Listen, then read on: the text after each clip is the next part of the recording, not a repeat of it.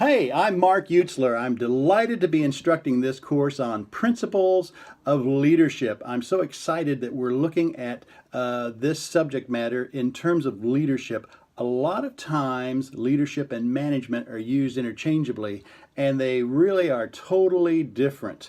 I've taught both, and I've taught some management courses that pretended to be leadership courses and leadership courses that really turned out to be management courses. In a nutshell, one manages processes and one leads people. And so leaders can be managers. Managers are not necessarily leaders, nor are they called upon. Organizations, it's been my experience in having a number of marketing and administrative positions in different organizations, as well as teaching for the last quarter century in this field. I found that organizations do a pretty good job and have a lot of managers and do a pretty good job at managing. It's the leadership aspect that is lacking a lot of times.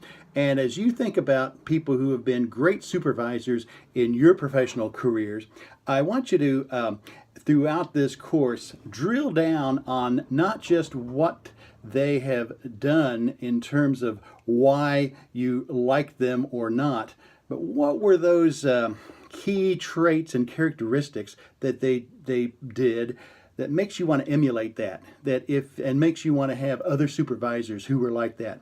Because when we get into that, we can really be an asset to those around us as well as our organizations. And it's so exciting to be able to make a positive difference in that way. Another way of looking at this is management. If you think about the Simon Sinek video that many of you, I'm sure, have seen about how Apple markets, it's a TED Talk, and you can look it up on the internet.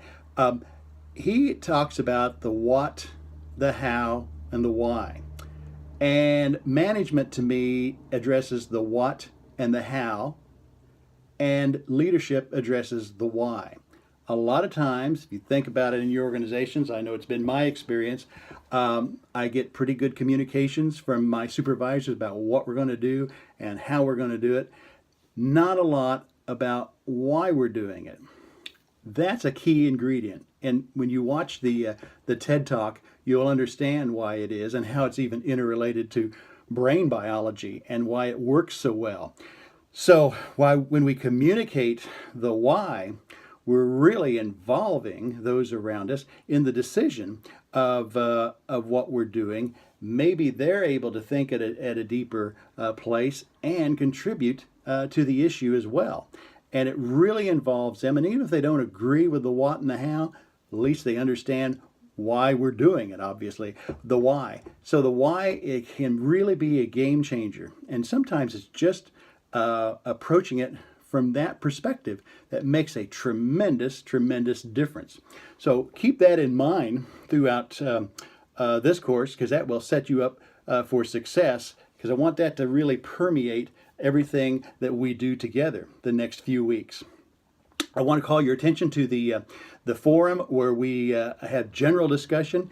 If you have something that's not of a personal or individual nature, which I want you to communicate that directly to me, of course, feel free to post that there, and all of you feel free to chime in and answer each other. I will check in at least once a week in that forum, so I may not be necessarily posting responses or answers there, particularly if you all have resolved those things yourselves.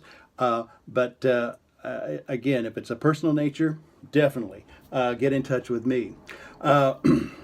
Also, I'll be making a weekly weekly announcement, video announcement that kind of recaps the week before, bridges that, looking the week ahead, talking about some of the good responses that you all have given on the work the week before, and how we might build on that together to have an even more successful week that lies ahead.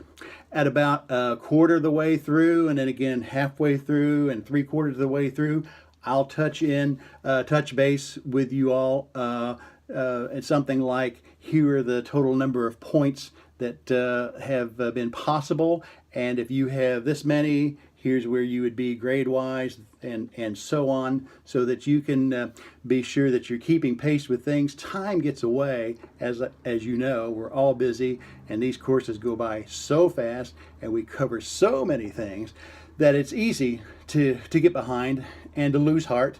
And I don't want that to ever happen. So I'll be checking in and making sure that we can figure out a way that you can be successful in this, because I want you to become great leaders, and great leaders who contribute positively to your organizations. So keep in mind that there is a lot of work to do, and there are due dates for things, and basically those dates have to be met.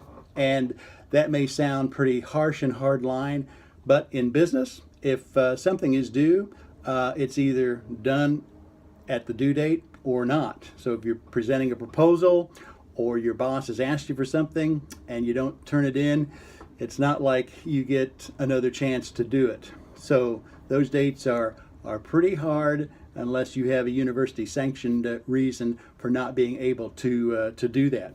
So please keep that in mind. That's the policy for that, and particularly important at the end of the course, because grades have to be submitted within 1 week.